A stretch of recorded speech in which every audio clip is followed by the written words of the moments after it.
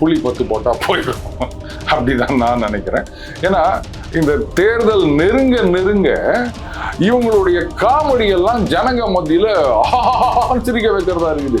போயிட்டு form fill up பண்ண தெரியாம நிக்கிறது, ஃபார்ம்ல வந்து ப்ரொபோசர் ஆள் இல்லாம அந்த நாமினேஷனையே ரிஜெக்ட் பண்றது, அதுக்கப்புறம் கேண்டிடேட் பேரையே மாத்தி சொல்றது, இந்த மாதிரி காமெடி. அந்த சினிமால ஹீரோவா இருந்தாரு, ஆனா அரசியல்ல வந்து ஒரு காமெடியன் ஆயிட்டு இருக்காரு. ரொம்ப அதுமாதிரி விட்டுட்டு அது ஏதோ ஒன்று சொன்னாங்க, அப்பா சான்ஸ் கழிச்சிச்சு, நேரா வண்டியை திருப்பி விடு பனையூருக்கு அப்படின்னா என்ன பண்ண முடியும் ராம்ஸ்? நீ அப்படிதான் இருக்குது அவங்களோட. திடீர்னு பார்த்தா சனிக்கிழமைன்றா இல்லைன்றாங்க, வெள்ளிக்கிழமை அது இல்லைன்றாங்க. இந்த மாதிரி ப்ரோக்ராமை போட்டு போட்டு கேன்சல் பண்ணினே இருக்கிறாங்க இவங்க. சாதாரண சோசியல் மீடியா இன்ஃப்ளூயன்ஸும் சொல்றோம். எப்படி சாதாரண சோசியல் மீடியா இன்ஃப்ளூயன்சர்ஸ் அவங்க எல்லாம் சினிமாலெல்லாம் நடிக்கல. அவங்களுக்கே அவ்வளோ கூட்டம் அள்ளும் போது ஒரு சினிமா நடிகருக்கு இப்ப வருதுன்றது ஒண்ணுமே கிடையாது. நீங்க தான் அம்மா பெரிய காம்பவுண்ட் சோறு போட்டு வச்சுக்கிறீங்க, ஊடு எப்படி இருக்குன்னு கூட வெளில தெரிய கூடாதுன்றதுக்கா தெரியுது, கூட தெரிய மாட்டேங்குது. அப்புறம் அது என்ன மக்களிடம் உங்களிடம் வந்து பிரிக்க முடியாதுன்னு யாரோ பிரிக்கிற மாதிரி யார் தடுத்தாலும் நான் விட மாட்டேன், கை தடுத்தாலும் விட மாட்டேன். என்ன நீ என்ன தடுக்கவே மாட்டியா அப்படின்னு எஸ் சேகர் கேட்பாரு. அந்த மாதிரி சொல்றது. இப்படி எல்லாம் பண்ணா நாங்க வந்து உங்களோட நெருங்கி விட்டேன் அப்படின்னு சீன் போடுற மாதிரியா? ஸ்பெக்ட்ரம் தமிழ் நேயர்களுக்கு வணக்கம். நம்மோடு அரசியல் விமர்சகர் டெய்லி பஞ்ச் அருண் இருக்கிறார், பேசலாம் சார். வணக்கம். வணக்கம் ராம்ஸ். வரலாறு திரும்புகிறதா அப்படின்ற மாதிரி சூப்பர் ஸ்டார் ரஜினிகாந்த் அவர்கள் பேசிவிட்டார் அப்படின்னு சொல்லிட்டோம். நடிகர்கள் பின்னாடி போகாதீங்க அப்படின்ற மாதிரி சொன்னாருன்னு சொல்றாங்க. பேட்டியை நீங்களும் பார்த்துருப்பீங்க. அதை வந்து அப்படியே அண்ணாமலை அவர்கள்ட்ட கேட்குறாங்க, சார் ரஜினி சார் அப்படி சொல்லிட்டார் சார், நீங்க என்ன? அவரு பொதுவா நான் என்ன பார்க்கல, அது என்னன்றது பார்க்கணும், அவர் மாட்சிமை பொருந்தியவர்ன்ற மாதிரி சொல்லிட்டு சொல்றாரு ஒழிய அவர் என்ன கருத்து சொன்னாரோ அதை டீகோடோ அல்லது அதை ஆதரிச்சோ அல்லது அதுக்கு என்னான கருத்துக்களோ அவர் எதுவும் சொல்லலை. அதை எப்படி எடுத்துக்கலாம்? ஓகே, இப்போ நீங்க கூட ஆரம்பிக்கும் போது சொன்னீங்க நடிகர்கள் பின்னாடி போகாதீங்கன்ற மாதிரி பேசினதான்னா, அதுக்கு அண்ணாமலை அவர்கள் என்ன சொன்னாரு கேட்கும்போது, பாருங்க அவர் என்ன கான்டெக்ட்ல பேசினார் அப்படின்னு தெரியாதுங்க. அவர் வந்து ஒரு பண்பாளர், சிறந்த மனிதர், அதனால கான்டெக்ட் தெரியாம நம்ம பதில் சொல்ல முடியாது அப்படின்ட்டாரு. உடனே பாத்தீங்களா அண்ணாமலை வந்து ரஜினி கருத்துக்கு பதில் சொல்லாம நழுவி விட்டார் அப்படின்னு. அப்புறமா தான் அந்த வீடியோவை நான் நல்லா பார்த்தேன். ஆக்சுவலா நடிகர்கள் பின்னாடி போகாதீங்கலாம் சொல்லல. ஆமா, அவர் என்ன சொல்றாரு, சார் இந்த மாதிரி வந்து நம்ம பார்க்குறோம் இளைஞர்கள், இந்த சின்ன பசங்க இவங்கெல்லாம் வந்து அப்படி போய் கூடறது, இது பண்ணுறது அது பண்ணுறது அப்படின்னும் போது அப்போ அவர் சொல்றாரு, இந்த வயசுல நீங்கள் படிக்கணும், அந்த ஏதாவது அடிபட்டுதுன்னா என்ன ஆகுறது, நீங்கள் தானே கஷ்டப்பட போறீங்க அப்படின்றாரு. அதுக்கப்புறம் அந்த குடிப்பழக்கம் அதெல்லாம் வச்சுக்காதீங்க, நல்லா இருக்கணும் குடும்பம் அப்படி இப்படின்னு சொல்றாரே தவிர மற்றபடி சினிமா நடிகர் பின்னாடி போவாதேன்னு அவர் சொல்லவே இல்லை. புரியுதுங்களா? ஸோ இதுதான் அவர் ஒன்று சொல்வாரு, இவங்க ஒன்று எடுப்பாங்க, அப்படியே ஒரு 10 கை மாறி போகும்போது அது வேற மாதிரியான ஒரு உருவம் எடுத்து விடும் இல்லையா? பிரபலமான சேனலு, அது சேனல் பேர் வேணாம், நமக்கு வீடியோல சொல்ல வேண்டாம், தம்ப்நெயில்ல போட்டிருக்கிற வாசகத்தை அப்படியே படிக்கிறேன் நாம. நடிகர்கள் பின் சென்றால் இளைஞர்களுக்கே ஆபத்து, ரஜினிகாந்த் பரபரப்பு பேச்சு, ரஜினிகாந்த் ஓபன் டாக், நடிகர்கள் பின் சென்றால் இளைஞர்களுக்கே ஆபத்து. இதுதான் டிஸ்கிரிப்ஷன்லயும் டைட்டிலையும் போட்டிருக்காங்க. இதுதான் நான் சொன்னேன். 23 hours ago 1.9 lakh views. அதுதான் நாம வந்து அந்த மாதிரி கிளிக் பைட்டு, கான்டெக்ட் என்னன்னு தெரியாம பேசுறது, அறவரையா வந்த செய்தியை கேட்டுட்டு பேசுறது, இதுக்கும் மேல ஒரு செய்தி வந்திருக்கும் உடனே அதை பத்தி எல்லாம் பேசுவாங்க. 6 நாள் கழிச்சு 1 நாள் கழிச்சு பார்த்தா அது டுபாக்கூர் அப்படின்னு இருக்கும். இப்ப சமீபத்துல பாத்தீங்கன்னா ஒரு மாணவி இங்க சென்னையில ஏதோ வந்து பாலியல் வன்முறை அப்படின்னு அவங்க வந்து கம்ப்ளைண்ட் கொடுக்க போனாங்க அப்படின்னு சொல்லிட்டு அதுக்கப்புறமா அதை பத்தி எல்லாரும் கருத்து சொல்றாங்க. திடீர்னு பாத்தீங்கன்னா இல்ல அது ஏதோ 2 பேருக்குள்ள தகராறு, அதனால வந்து அது பொய் புகார் அப்படின்னு ஒரு செய்தி வந்தது. ஞாபகம் இருக்கா? சோ அதனாலதான் நான் ஏதாவது ஒரு செய்தி வந்தா கூட ரொம்ப ஜாக்கிரதையா வெயிட் பண்றது. இருங்க, அது டுபாக்கூர்னு யாராவது ஒருத்தர் சொல்லுவாங்க, அது வரைக்கும் வெயிட் பண்ணலாம். இல்ல அதுக்கு ஒரு கவுண்டர் வரும், இல்ல நான் அந்த மாதிரி சொல்லவே இல்லை அப்படின்னு வரும். கிளிக் பைட்டு, வியூஸ் வரணும் அப்படின்றதுக்காக வந்து பரபரப்புக்காக நம்ம எதுவும் பேசுறது கிடையாது. நல்ல காலம் இந்த வீடியோ முழுசா பார்த்ததுனால. ஏன்னா பாருங்களேன், அண்ணாமலை கிட்ட கேட்கறாங்க, அவரும் வந்து கான்டெக்ட் என்ன தெரியாது அப்படின்னு போராடணும் போது ஓஹோ இவரும் வந்து பட்டும் படாம சரி ஏதாவது சொல்லியிருந்தாருன்னா கண்டிப்பா அவர் டீகோட் பண்ணுவாரு. அப்போ இவருமே கூட வந்து ஏதோ கமெண்ட் சொல்லாம போறாரு, நழுவுறாரு மாதிரி இருக்குது. அப்போ நிஜமாவே ரஜினிகாந்த் இந்த மாதிரி பேசியிருப்பார் போல இருக்கு அப்படின்னு தான் நமக்கு தோணும். அந்த வீடியோ எங்கன்னு கொண்டாந்து காமிச்ச பிறகுதான் தெரியுது இதுக்கு அதுக்கு என்னடா பேட்டி கூட இல்ல, பிரஸ் மீட் எல்லா சேனல்லையுமே வந்துருச்சு அப்படின்னு. சரி விடுங்க, இப்படியேதான். இதுதான் வந்து இன்றைக்கு அரசியல் மட்டும் இல்ல, சமூகமும் இப்படிதான் போய் நிக்குது சார். ஆனா ரஜினிகாந்த் அவர்கள் வாய்ஸ் கொடுப்பாரு அப்படின்றது ரொம்ப எதிர்பார்க்கறாங்க. தேர்தல் நெருங்க எப்பயாவது ஏதாவது ஒரு விளம்பரத்துல வந்து பேசினதெல்லாம் வந்து பாக்கலையா நீங்க? சார் இவரு கமலஹாசன் இருங்க, நான் சீரியஸா என்னன்னா அரசியல் களத்துல இன்னைக்கு அப்போ எப்படி ஆட்சி மாற்றம் ஏற்படுவதற்கான வாய்ப்புகள் இருந்ததோ அது மாதிரியான ஒரு பேச்சு இப்போ ஏன்னா பொறுத்திருங்கள், காத்திருந்து காலம் பதில் சொல்லுன்ற மாதிரி சொன்னதெல்லாம் வந்துட்டு தேர்தல் நேரத்துல இல்லைன்னா போலிங் நேரத்துல கூட அவர் ஏதாவது சொல்லுவாருன்ற கருத்து எதிர்பார்க்கப்படுது. அது நீங்க எப்படி எடுத்துக்கிறீங்க? ஐயோ வானாங்க, அவர் வாய்ஸ் கொடுப்பாரு, கருத்து சொல்வாரு அப்படின்னு கிட்டத்தட்ட ஒரு 30-40 வருஷமா நிறைய பேர் விட்டுருங்க. இன்னுமா வந்து சொல்லுவாங்க, இன்னுமாடா இந்த ஊர் நம்மள நம்பிட்டு இருக்குது அப்படின்னு கைப்புள்ள கேட்பாரு. அந்த மாதிரி முதல்ல அவர் வாய்ஸ் கொடுக்கணும்னு ஏன் நினைக்கிறீங்க? அவர் வாய்ஸ் கொடுத்துதான் ஒரு கட்சி ஜெயிக்கணுமா? அது எந்த கட்சியா ஒன்னா கூடுதல் பலம் அப்படின்னு நினைக்கிறாங்க? அப்படி கிடையவே கிடையாது. எல்லாரும் வந்து அந்த 96 காலகட்டம் வாய்ஸை பத்தி சொல்லிட்டு இருக்காங்க. அந்த 96ல இவர் சூப்பர் ஸ்டார். நீங்க வந்து இந்த அட்மாஸ்பியர்ல வந்துட்டு போற யாராவது ஒரு நடிகர், துணை நடிகர்கள்னு சொல்றாங்க, அவங்க யாராவது வாய்ஸ் கொடுத்ததா கூட நாளைக்கு சொல்லிக்கலாம், அன்னைக்கு ட்விட்டர்ல பாத்தீங்களா நான் அன்னைக்கே ட்வீட் பண்ணிட்டேன் அப்படின்னு. அன்னைக்கு அப்படி ஒட்டுமொத்தமா ஒரு எதிர்ப்பு இருந்து அந்த எதிர்ப்போட மனநிலையில அவர் இது மாதிரி பண்ணிட்டார். புரியுதுங்களா? சரி, இப்ப நான் ஒண்ணு கேட்கிறேன், இது ரஜினிகாந்த் அவர்கள்னு இல்லை, எல்லாருக்குமே பொருந்தும். இப்போ ஒரு நடிகர் வந்து ஒரு மோல்டுல செட் ஆயிட்டா இருப்பா. இவர் வந்து ஆக்ஷன் நடிகர், இவர் வந்து குணச்சித்திர நடிகர் இப்படின்னு ஆயிட்டார். அப்போ அவர் வந்து லெட் அஸ் சே ஒரு நல்ல ஒரு கேரக்டர் ரோல் குணச்சித்திரம் மட்டுமே பண்ற ஒருத்தர் ஒரு ஆக்ஷன் ஹீரோவா நடிச்சா ஜனங்க ஏத்துப்பாங்களா? பெரும்பாலும் படம் ஊத்திக்குது. அதே மாதிரி ஒரு ஆக்ஷன் ஹீரோவாக இருக்கின்ற ஒருத்தர் அவரு வந்து ஒரு சீரியஸா அடிதடி எதுவுமே இல்லாம பண்ணாருன்னா படம் நல்ல படம்னு சொல்றோம், ஆனா படம் ஓட மாட்டுது. நம்ம ரஜினிகாந்த் அவர்களே எடுத்துக்காங்க, அவரை வந்து அவருடைய நடிப்புக்கு இவங்க யாரும் இடம் கொடுக்கலன்னு தான் நான் சொல்லுவேன். ஜெனரேஷன் மாறிடுச்சுன்ற மாதிரி கூட எடுத்துக்கலாம். மாறத விடுங்க, அபூர்வ ராகங்கள் முதல் என்ட்ரி என்ன ஒண்ணுமே கிடையாதுங்க. அதாவது கஷ்டப்பட்டு 18 ஓவர்ல ஆடி 88 ரன் எடுத்துட்டு அவுட் ஆயிட்டு போயிருப்பாரு ஒருத்தர். கடைசி ஓவர்ல வந்து ஒரு 2 6 அடிச்சுட்டு தோனி பேர் வாங்கிட்டு போயிருவாரு. அந்த மாதிரி கேட்டை திறந்துக்கின்னு ஒரு அழுக்கு கோட்டு, ஒரு நரைச்ச தாடி, சரியா வராத தலையோட நான் பைரவி புரிச்சேன் வந்துக்கிறேன்னு சொல்லிட்டு அப்படியே அப்ளாஸ் அள்ளின்னு போட்டாரு. அவர் 3 முடிச்சுல என்ன நடிப்பு தெரியுமா? அதுலயும் அந்த போர்டு ஓட்டிங்கன்னு போவாரு பாருங்க, அப்ப அவருடைய அந்த ஃபேஷியல் எக்ஸ்பிரஷன் சான்ஸே கிடையாது. கமல்ஹாசன் என்னதான் முக்கி நடிச்சாலும் அப்படியே அனாயசமா ஒண்ணுமே இல்லாம தூக்கி போட்டு போயிடுவாரு அவரு. ஆனா அவரை வந்து ஒரு ஆக்ஷன் ஹீரோவா ஸ்டைல் கிங்கா மாத்தி அவருடைய நடிப்பை நம்ம எல்லாம் வந்து வேஸ்ட் பண்ணிட்டோம்னு சொல்றோம். Criminal waster. அவருக்குள்ள இருக்க திறமையை நம்மளால எடுக்க முடியல. அவரே கூட தான் வந்து அந்த 6ல் இருந்து 60 வரை பெரிதாக பேசப்பட்ட படங்கள். அதுக்கப்புறம் அம்பிகாவோட ஒரு படம் நடிச்சிருப்பாரு, அதுலயும் வந்து ரொம்ப சைலண்டா தான் பண்ணியிருப்பாரு. அதெல்லாம் நல்லா இருக்குதுங்க அப்படின்றாங்களே தவிர ஈடுபட மாட்டேது. சரி, இப்ப இருக்கக்கூடிய அரசியல் களத்துல தாவேக்கா ஒரு தாக்கத்தை ஏற்படுத்தும் அப்படின்றது எல்லாருக்குமே தெரியும். அது எவ்வளவு பர்சன்டேஜ் அப்படிங்கிறது போலிங்க்கு ரிசல்ட் வந்ததுக்கு அப்புறம் தான் இருக்கும். இருந்தாலும் இப்போதைக்கு இம்பாக்ட் இருக்குன்றது எல்லாருமே ஒத்துக்கிறாங்க. எவ்வளவு அப்படின்றதுதான் கேள்விக்குறியா இருக்கு. ஒரு கட்சி சார்ந்தவர்களா இருந்தா இல்ல அதெல்லாம் ஒண்ணும் இல்லைன்றாங்க. பொதுவானவர்களா இருந்தா அவர் எவ்வளவு வருவார் தெரியுங்களா மாதிரி கருத்து சொல்றாங்க. நம்ம அதுக்குள்ள போக வேணாம், பட் இம்பாக்ட் இருக்குன்றதை எடுத்துக்கலாம். அவரு ரஜினிகாந்த் அவர்களுக்கு எதிராக இருக்கிறார் அப்படின்றது சில நிகழ்வுகள் மூலமா நம்மளே புரிஞ்சுக்க முடியுது. இப்ப இந்த இடத்துல அப்போ தாவேக்காவுக்கு எதிராக ரஜினி இருக்கிறாருன்னா அப்ப ரஜினி எங்கள் பக்கம் அப்படி சொல்லி திமுக ஒரு காய் கொஞ்சம் நகர்த்தது இல்ல, அவர் திமுக பக்கம் இல்ல அதிமுக பக்கம் தான் சொல்லி அவங்க கொஞ்சம் நகர்த்துறாங்க. இப்ப இவர் யாரு பக்கமாவது பேசலைன்னா கூட தாவேக்காவுக்கு எதிராகவாவது பேசுவாரா அப்படின்ற ஒரு எதிர்பார்ப்பு இருக்கு. தாவேக்காவுக்கு எதிராகத்தான் ரஜினி இருக்கிறார் அப்படிங்கறத மட்டும் கிளியரா எடுத்துக்கலாமா?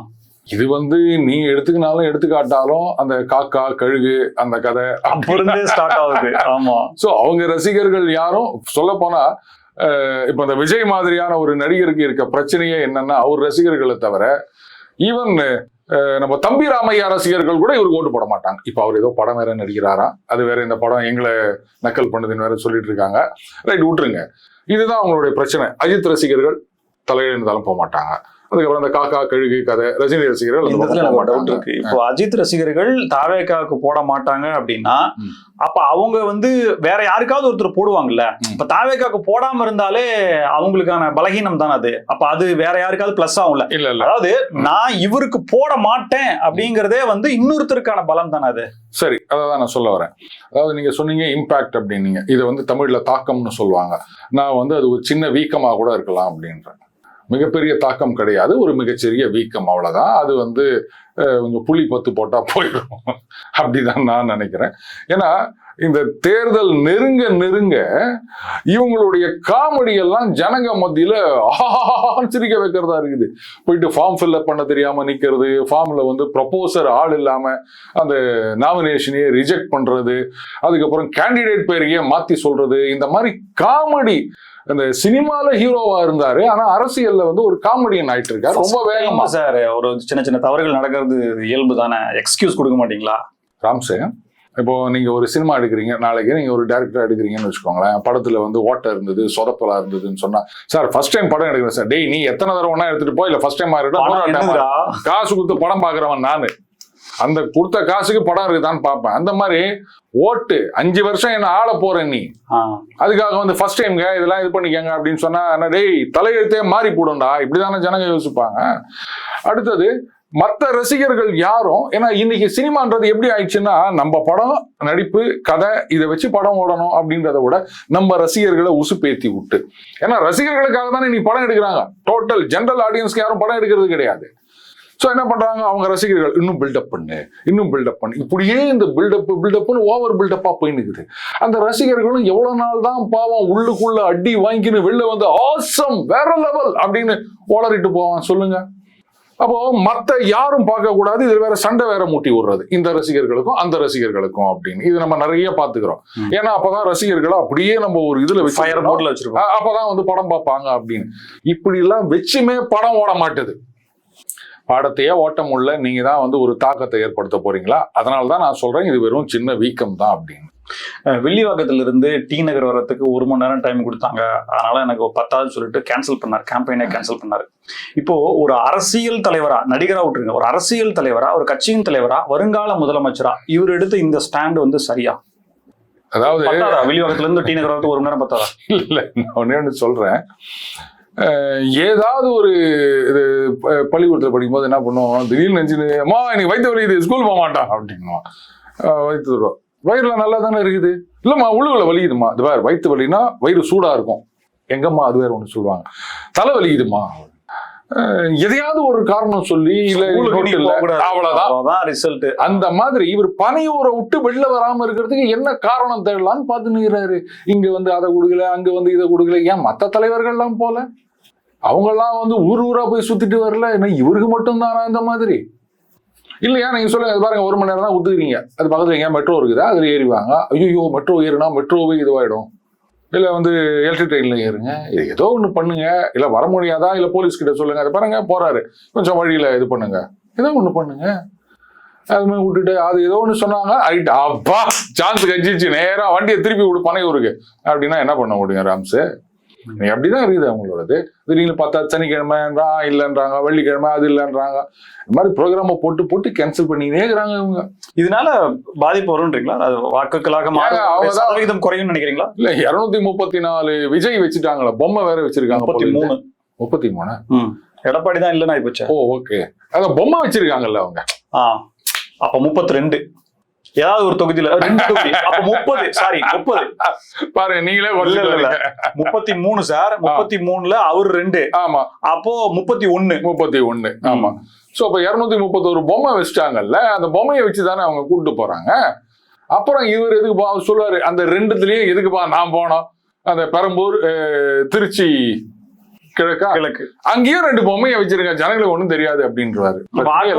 பொம்மைக்கு போட்டு இந்த மாதிரியான ஒரு பொம்மை முதல்வர்னு குறை சொல்லுவாங்க, ஆனா பொம்மை வேட்பாளரை நம்ம இன்னைக்குதான் முத தடவையா பாக்குறோம் ராம்ஸ்.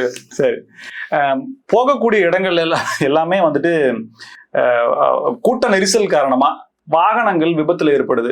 இப்போ திருநெல்வேலியில சமீபத்துல கிட்டத்தட்ட 4 இடங்கள் 5 இடங்கள்ல கூட்ட நெரிசல், 10 பேருக்கு மேல படுகாயங்கள் அடைஞ்சிருக்காங்க. இதைத்தான் ரஜினிகாந்த் அவர்கள்ட்ட இந்த மாதிரி போறாங்க அடிபடுதுன்ற மாதிரியான ஒரு பொதுவான கேள்விதான் வச்சாங்க. இப்போ அவர் போறாரு, கேம்பெயின் பண்றாரு, ஆசை இருந்தா அவர் வரணும்னு இருந்தா நீங்க வாக்கு போடுங்க. ஆனா நீங்க போய் ஏன் ஒரு குடும்பஸ்தனுக்கு, ஒரு குடும்ப தலைவனுக்கு அல்லது ஒரு குடும்பத்தில் இருக்கக்கூடிய ஆண் இறந்தார் அப்படின்னா அந்த குடும்பம் கடந்து வர்ற நாட்கள் அப்படிங்கிறது நம்மளாம் நிறைய பார்த்திருக்கோம். நான் கண்ணார பார்த்திருக்கேன். அவன் குடும்ப தலைவனா கூட இருக்க வேண்டாம், ஒரு பையன் இறந்துட்டான் அப்படின்னா அது அப்படியே எதிர்காலமே சூன்யமாகும். இந்த விஷயத்தை ஏன் சார் அவர் வந்து மேற்கொள்ட்டு காட்ட மாட்டேங்கிறாரு? நீங்க ஆப்போசிட்ல இப்போ இந்த பக்கம் வர்றாங்க, ஆப்போசிட்ல ஒரு 50 பேர் அப்படியே 2 வீலர்ல வர்றாங்க.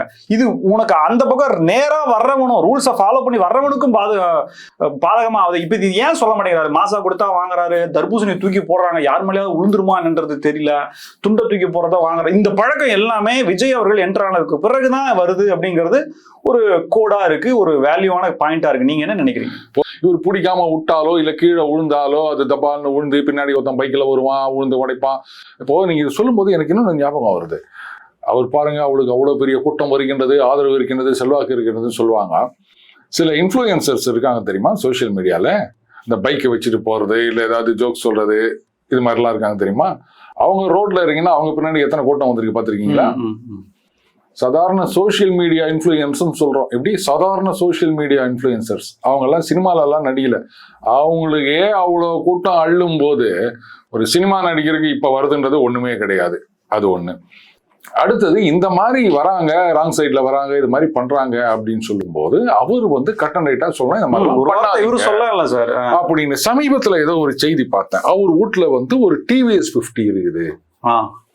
எதுக்குன்னு வெளியில ஏன்னா அவங்க வீட்டுக்கு பால் ஊத்த வரவரும் இல்ல ஏதோ ஒருத்தர் அவர் வந்து டிவிஎஸ் 50ல வருவாரு.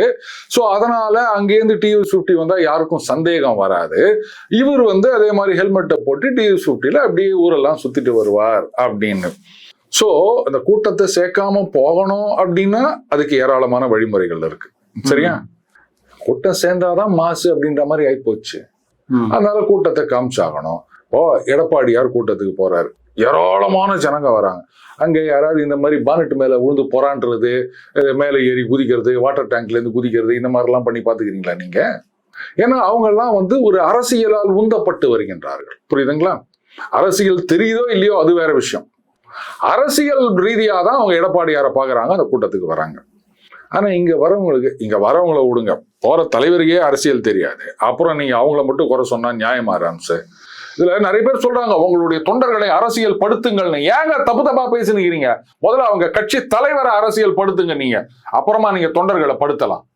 இதுல இன்னொரு விஷயம் என்ன சார், இப்போ இவருக்கு எதிரிகள் யாராவது இருந்து தர்பூசணில ஏதாவது ஒரு இன்ஜெக்ட் பண்ணி கொடுத்து, இல்ல மாசால ஏதாவது போலியா எதனா ஒண்ணு பண்ணி கொடுத்து, அட்லீஸ்ட் நான் இதை இன்னொரு சேனல்லே பேசியிருக்கேன், நீங்க உயிர் பயத்தை எல்லாம் காட்ட வேணாம், ஒரு 4 நாளைக்கு பேதி போற மாதிரி எதனா ஒண்ணு கொடுத்தாங்கன்னு வச்சுங்களேன், அதுவே பெரிய பிரச்சனையாகும்ல சார். நீங்க எது சார் அதெல்லாம் வாங்குறீங்க? யாருமே எந்த தலைவருமே செய்ய மாட்டா சார். சார் நீங்க ட்ரெயின்ல ஆப்போசிட்ல இருக்கிற பிஸ்கட் கொடுத்தாலே வாங்கி சாப்பிட மாட்டான் சார். கரெக்ட். இது எதுக்கு சார் இவர் என்கரேஜ் பண்றாரு? அதாவது நீங்க சொல்றது வேலிட் பாயிண்ட். ஏன்னா கரூர்லயே வந்து சதி நடந்தது, இவங்கெல்லாம் வந்து ஒரு பழி சொல்றதுக்காக இந்த மாதிரி பண்றாங்க அப்படின்லாம் ஆரம்பத்துல நிறைய சொல்லிட்டு இருந்தாங்க. அதனாலதான் இந்த காவல்துறை விசாரணை வேண்டாம் அப்படின்னு சொல்லிட்டு இருந்தாங்க. அப்போ உங்களை வந்து ஏதாவது பண்ணணும் போது இப்ப நீங்க சொன்ன மாதிரி ஒரு பர்கோலெக்ஸ் கலக்கி ஊத்துறாங்கன்னு வச்சுக்கோங்களேன், அது ரொம்ப காமெடி ஆயிரும். புரியுதுங்களா? பாரு, பிரச்சாரத்துக்கு இவர் 1 மணி நேரத்துல எனக்கு போக வர முடியாதுடா, எப்படி சொல்லவும் முடியாது, உடல்நிலை சரியில்லை, நீங்க அப்படி சொல்ல முடியும். அதாவது தமாஷா ஒண்ணு சொல்லுவாங்க, பயத்துல டேஷ் புடிங்கிடுச்சின்னு சொல்லுவாங்க.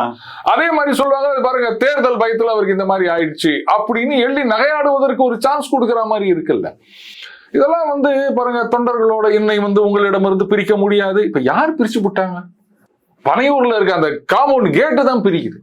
ஏன்னா திமுக வந்து உங்களை பிரிச்சு கொண்டு போய் எங்கேயோ உட்கார வைக்கிறாங்க, இல்ல அதிமுக தள்ளி போய் வைக்கிறாங்களா? ஆட்சியில கூட இல்லை. நீங்க தான் அம்மா பெரிய காம்பவுண்ட் சோறு போட்டு வச்சுக்கிறீங்க, ஊடு எப்படி இருக்குன்னு கூட வெளில தெரியக்கூடாதுன்றதுக்காக. அப்புறம் தெரியுது கூட தெரிய மாட்டேங்குது. அப்புறம் இது என்னை மக்களிடம் இருந்து உங்களிடம் வந்து பிரிக்க முடியாதுன்னு யாரோ பிரிக்கிற மாதிரி, யார் தடுத்தாலும் நான் விட மாட்டேன், தாய் தடுத்தாலும் விட மாட்டேன். என்ன நீ என்ன தடுக்கவே மாட்டியா அப்படின்னு எஸ்.சி. சேகர் கேட்பாரு. அந்த மாதிரி சொல்றது. இப்படி எல்லாம் பண்ணா நாங்க வந்து உங்களோட நெருங்கி விட்டேன் அப்படின்னு சீன் போடுற மாதிரியா? கவுண்டமணி மாதிரிதான் உள்ள போயிட்டு போடா அப்படின்ற மாதிரி. நான் அதுதான் சொன்னேன், சினிமால ஹீரோவா இருந்தாரு, அரசியல காமெடியா இருக்காரு. புரியுதுங்களா சார்?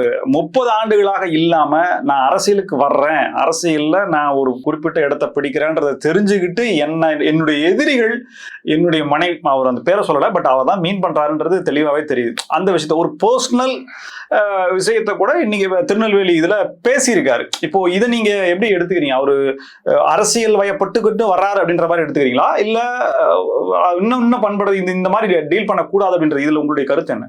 இல்ல இதுல எங்க அரசியல் இருக்கு அப்படின்னு எனக்கு புரியல. நான் எல்லாத்தையும் விட்டுட்டு வந்துக்கிறேன், எல்லாத்தையும் விட்டுட்டு வந்து மனைவியும் எதிர்க்கட்சியோட சேர்த்துட்டாரா?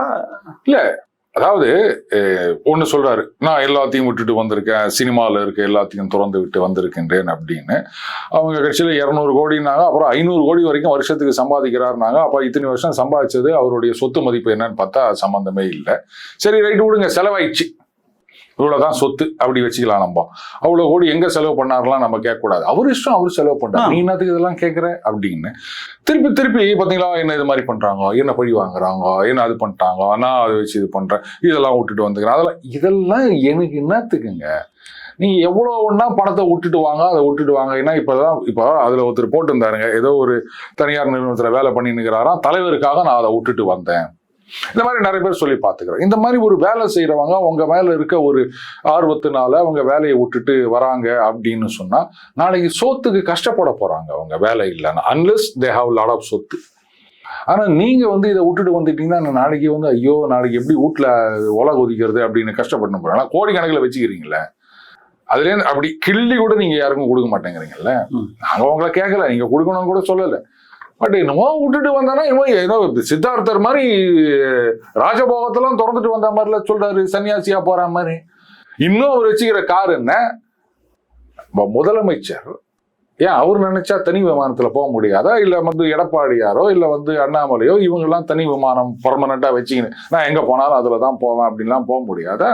அமைச்சர்கள் நீங்களே சொல்றீங்க அவ்வளோ சேர்த்துட்டாங்க அப்படின்னு, விமானமே வாங்கலாம் அப்படின்னு போது அவருடைய பேச்சாளர்கள் சொல்றாங்களே, சம்பாதிச்ச காசு, அவரு படத்துல நடிச்சு சம்பாதிச்ச காசு, அவரு எப்படி வேணா செலவு பண்றது, நீ என்னத்த கேக்குற? அதான் திருடல ஊழல் பண்ணலாம்னு கேக்குறாங்க. திருடல ஊழல் பண்ணலாம்லாம் சொல்லக்கூடாது. இந்த வருமான வரி கணக்கு காமிக்கல, அதை ஏமாத்தினாலும் அது திருடின மாதிரி தான், புரியுதுங்களா? அதனால இது வேற ஒண்ணு சொன்னாங்கல்ல, என்னது நான் அரசியல் பதவிக்கு வந்த பின் மக்கள் பணத்தில் ஒரு பைசா கூட தொட மாட்டேன், நல்லா சொன்னார். வந்த பின் தான், வர்றதுக்கு முன்னு கிடையாது. அதனால இன்கம் டாக்ஸ்ல ஏமாத்தின திருட்டுத்தனம்லாம் உலகத்துக்கே தெரியும். நீங்க நியாயவாதி வேஷம் போடாதீங்க. நீங்க சம்பாதிச்ச காசு செலவு பண்றீங்க அப்படின்னா, நான் மக்களோடு மக்களாக வந்து விட்டேன்னு சொல்றதுல என்ன இருக்கு? ஜனங்களோட ஒன்னா சேர மாட்டீங்க, அவங்களோட ஒன்னா ஃபிளைட்ல கூட அங்க இருக்கவங்க எல்லாம் நல்ல பணம் படைத்தவங்க, அவங்களோட கூட நீங்க போக மாட்டீங்க, பஸ்ல போக மாட்டீங்க, ட்ரெயின்ல போக மாட்டீங்க, மக்களோட மக்களா கை கொடுக்க மாட்டீங்க, எதுவும் செய்ய மாட்டீங்க. ஆனா எல்லாத்தையும் விட்டு உங்களுக்காக வந்துக்கிறேன்னா எங்க வந்துக்கிற நீ? எம்ஜிஆர் அவர்கள் என்ன உச்சத்துல இருந்தார் தெரியும்ல, அவர் இந்த மாதிரி தான் இருந்தாரா, யாரோடையும் சேர மாட்டேன் அப்படின்னு கூட. ஏன்னா சொல்ல வேண்டிய அவசியம் கிடையாது, ஜனங்களுக்கு தெரியும். மக்களோட மக்களா வந்த உடனே சொல்லுவாங்க பாத்தீங்களா, அவர் கேள்வியை கட்டி பிடிச்சின்னு போட்டோ எடுத்துப்பாரு அப்படின்னு சொல்லிட்டு. சரி இருக்கட்டும், அவர் விளம்பரத்துக்காக பண்றாரு கூட வச்சுக்கோ, அந்த புத்தி கூட உனக்கு வரலையே. அதனால தானே ஒரு சமீபத்துல இன்னொன்னு ஒண்ணு படிச்சேன், இந்த நரிக்குறவர்கள்னு சொல்றாங்க இல்லையா, அவங்கள இருந்து ஒருத்தவங்க சந்திக்க வந்திருக்காங்க. அவர் என்ன பண்ணியிருந்திருக்காரா, எம்ஜிஆர் வீட்டுல கூப்பிட்டு சாப்பாடு போட்டிருக்காரு, அதெல்லாம் போட்டோ எல்லாம் எடுத்துட்டு இருக்காங்க. சாப்பிடும் போது அவர் என்ன பண்ணிட்டாரா, கமாலு எம்ஜிஆரை கட்டி பிடிச்சி முத்தம் முத்துட்டாராம். அவர் ஒன்றும் சொல்லலையா. அப்புறம் அவர் சொன்னாராம், இல்லை நான் எங்க ஜனங்க கிட்ட சொல்லிட்டு வந்தேன், அவரு புரட்சி தலைவர் வாத்தியார் அவரை கட்டி பிடிச்சி முத்தம் கொடுக்குறாருன்னு. இல்லப்பா எல்லாரையும் அந்த மாதிரி பண்ணாத அப்படின்னு அறிவுரை சொல்லி அனுப்பிச்சாருன்னு ஒரு செய்தி ஒன்று படிச்சேன் நான். சரி, அது என்ன ஒண்ணா இருந்துட்டு போட்டோம். அவரு மக்களோட மக்களாக கலந்து பழகினார், புரியுதுங்களா? அவங்கள மாதிரி ஒரு கண்ணாடி கூண்டுக்குள்ளேயே உக்காந்திங்கன்னு, ஐவரி டவர்னு சொல்லுவாங்க, அதுக்குள்ளேயே உக்காந்திங்கன்னு அப்படியே வருது, அப்படியே ஜன்னலை சாத்திடுறது அப்படின்றது இன்னும் நீங்க என்ன பெரிய மகாராஜா மாதிரியும் மத்தவங்க எல்லாம் சப்ஜெக்ட்ஸ் மாதிரியும் இருக்குது. மனைவி பத்தி அவர் சொல்லாமல் சொல்லி இருக்கக்கூடிய தகவல் உங்களுடைய கருத்து பாருங்க. பர்சனல் விஷயத்த பேசாதீங்க அப்படின்னா நீங்களும் பேசாதீங்க, அடுத்தவங்க பர்சனல் விஷயத்தை எடுக்க கூட. நான் எப்படி கோட் எடுக்கிறேன் அப்படின்னா, தன்னுடைய மனைவியை தனக்கு எதிராக இருக்கக்கூடியவர்கள் இயக்குறார்கள் அப்படின்ற பொருள் தானே அவர் பேசுறாரு. அதுதான் நான் சொல்ல வரேன். அவங்க பர்சனல் அட்டாக் பண்ணக்கூடாதுன்னு நினைச்சீங்கன்னா நீங்களும் பர்சனல் விஷயத்த கொண்டு வராதீங்க, அவ்வளவுதான் நான் சொல்லுவேன். சரி, தன்னுடைய மகனுக்கும் தன்னுடைய தந்தைக்கும் தன்னுடைய மனைவிக்கும் தன்னுடைய அம்மாவுக்கும் கடன் கொடுத்திருப்பதாக அபிடவிட்ல தாக்கல் பண்ணது நீங்க எப்படி எடுத்துக்கிறீங்க? தன்னுடைய குடும்ப உறுப்பினர்கள் இல்ல, அதான் சமீபத்துல இன்னொருத்தர் கூட கேட்டாரு. அப்புறம் நான் சர்ச் பண்ணேன், பிளட் ரிலேட்டிவ்ஸ் அவங்களுக்குள்ள கொடுக்குற பணத்துக்கு டாக்ஸ் கிடையாது. கடன் இல்லை. இப்போ உங்க அண்ணன் இந்த தம்பி வச்சுக்கப்பா அப்படின்னு ஒரு 10 லட்ச ரூபா கொடுக்குறாரு. இப்போ உங்க கணக்குல 10 லட்ச ரூபாய் ஏறுறது. அப்ப நாளைக்கு ஐடி 10 லட்ச ரூபாய்க்கு நான் கணக்கு காட்டணும். இல்ல அந்த 10 லட்ச ரூபாய் இப்ப உங்க ஐடில என்ன பண்ணுவாங்க, நீங்க அதை விட்டுறீங்க, அண்ணன் தானே குத்தா அப்படின்னு விட்டுறீங்கன்னா, நாளைக்கு ஐடில என்னப்பா உங்க அக்கௌண்ட் ஒரு 10 லட்ச ரூபா இதே கணக்கே காமிக்கலன்னா, சார் எங்க அண்ணன் குத்தாரு சார் அது அப்படின்னா அதுக்கு டாக்ஸ் கிடையாது. புரியுதுங்களா? அப்படி இருக்கச்ச அதுவும் ஒரு சில லட்சங்கள், அப்பா பிள்ளை கொடுக்கறது, புள்ள வந்து அம்மா கொடுக்கறது, இது மாதிரி யார் கொடுத்தாலும் பிளட் ரிலேட்டிவ்ஸ் அப்படின்னு சொல்லும்போது இந்த மாதிரி சிக்கல் வராது. அப்புறம் எதுக்கு இதை கடன் அப்படின்னு சொல்றாங்க? ஒருவேளை வந்து அதை வச்சு ஏதாவது பிசினஸ் பண்ணா அப்ப அது நஷ்ட கணக்கு காமிக்கிறது அப்படின்றதுக்காக எனக்கு புரியல என்ன அப்படின்னு. இதெல்லாம் முதல்ல கடன் கணக்கே காமிச்சிருக்க கூடாது. அப்பா பிள்ளைக்கு செய்யறது, புள்ள அப்பாவுக்கு செய்யறது, இதெல்லாம் வந்து கடனா? கடமை ராம்ஸ். கடமையை கடன் ஆக்கி போட்டீங்க நீங்க. அசிங்கமா இருக்குல்ல இது. அதுவும் கணக்கு காமிக்கிறீங்க. எது கணக்கு காமிக்கிறது? தாய்ப்பாலுக்கு கணக்கு பார்த்தா அம்மையப்ப முதலியார் படத்துல வரும் பாட்டு ஞாபகம் இருக்குதா? இது இவர் சொல்றாரு, நாங்கெல்லாம் வந்து அப்படியே மக்களுக்காக வந்துக்கிறோம் அப்படின்னு. சொந்த வீட்டுல இருக்கவங்களுக்கே வந்து இப்படி பண்ணிட்டு இருக்கிறாங்க, இவர் தான் மக்களுக்கு அப்படியே அள்ளி கொடுக்க போறாராக்கும். விமர்சனங்கள் வைக்கிறோம் சார். இப்போ விஜய் அவர்களை பற்றின அரசியலுக்கு வந்த பிறகு அவருடைய செய்கையை வைத்து விமர்சனங்கள் பண்றோம். அந்த விமர்சனங்கள் வச்சா ஒண்ணு நீ சங்கி, இல்லைன்னா ஊப்பி அப்படின்னு சொல்லி விஜய் ரசிகர்களால ஸ்டாம்ப் குத்தப்படுது இல்லைங்களா? இதை நீங்க எப்படி எடுத்துக்கிறீங்க? இப்போ அவரை வந்து நம்மளே விமர்சனம் பண்ணோம். பட் அந்த தர்பூசணி கொடுக்கறதும் ஜூஸ் கொடுக்கறதும் சார் உங்களுடைய விஷயத்துக்கே பிரச்சனை வரும்ன்றத ஒரு நல்ல கருத்து சொன்னோம். எதை சொன்னாலுமே நீ வந்து எதிர்க்கட்சி, நீ ஒண்ணு சங்கியா இருப்ப, அதனாலதான் நீ இப்படி பேசுற, இல்லைன்னா நீ ஊப்பியா இருப்ப அப்படின்னு சொல்லி அதனாலதான் நீ பேசணும்னு சொல்லி அவங்க விஜயை பத்தி யார் என்ன பேசினாலுமே அதுல இருக்கக்கூடிய உண்மையை புரிஞ்சுக்காம அவங்க மேல பாயிருது அப்படிங்கறத நீங்க எப்படி எடுத்துக்கிறீங்க? நீங்க என்ன பண்ணணும், உங்களை சங்கி இல்ல ஊப்பி ஒண்ணு கவனிச்சிங்களா? சங்கின்னு சொல்லுவாங்க, இல்ல ஊப்பின்னு சொல்லுவாங்க, ஆனா காங்கின்னு சொல்றாங்களா? காங்கிரஸ்காரர். இல்லன்னா நீங்க வந்து எடப்பாடி சொம்புன்னு சொல்றாங்களா? ஏன் சொல்றது இல்ல? அவங்களும் இப்ப எதிர்கட்சியா தானே இருக்காங்க. காங்கிரஸ் எதிர்கட்சியா இருக்கு. ஏன் வந்து நீ காங்கிரஸ்காரன்னு சொல்ல மாட்டேங்கிறாங்க? அதை முதல்ல யோசிக்கணும். காங்கிரஸை இன்னி வரைக்கும் அவங்க திட்டல. அவங்க வரேன்னு சொல்லிட்டு கழுத்து அறுத்து போட்டாங்க. இவங்க வேற சொல்லி ஆமாங்க கடைசி வரைக்கும் வரதாதான் இருந்தது அப்படின்னு வேற இவங்க பேசிட்டு இருக்காங்க. சரி விடுங்க, காங்கிரஸ் மீது அவங்களுக்கு இன்னும் நம்பிக்கை இருக்கின்றது, அப்புறம் வருவாங்க, எப்போ வருவாங்க அப்படின்னு பாத்துக்கலாம் அப்படின்னு விட்டு தள்ளுங்க. இந்த மாதிரி வந்து உங்களை ஊப்பி சங்கி அப்படின்னு சொன்னாங்கன்னா நீங்க இதெல்லாம் வந்து ஏன் சொல்றாங்கன்னா யோசிச்சுட்டே இருக்காதீங்க, தற்கொலைன்னு சொல்லிட்டு போயிட்டே இருங்க. அவங்க சொல்றதுக்கு நீங்க இப்படிதாங்க பதில் சொல்ல முடியும். Paying back in their own கரன்சின்னு சொல்லுவாங்க. அவங்க கிட்ட எந்த நோட்டு செல்லுமோ அந்த நோட்டை கொடுத்தாதானே வாங்கிப்பாங்க. அவங்களுக்கு எந்த பாஷை புரியுமோ அதுல சொன்னாதானே எடுத்துக்க முடியும்.